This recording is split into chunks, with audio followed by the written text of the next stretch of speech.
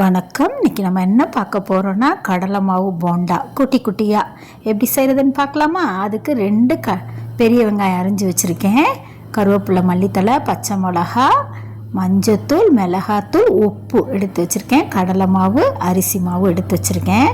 இப்போ கடலை மாவையும் அரிசி மாவையும் நம்ம சேர்த்துக்கலாம்.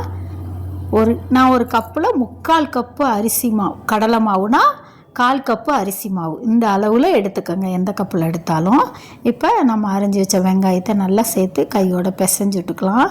அதோட பெருங்காயம் சேர்த்துக்கலாம்.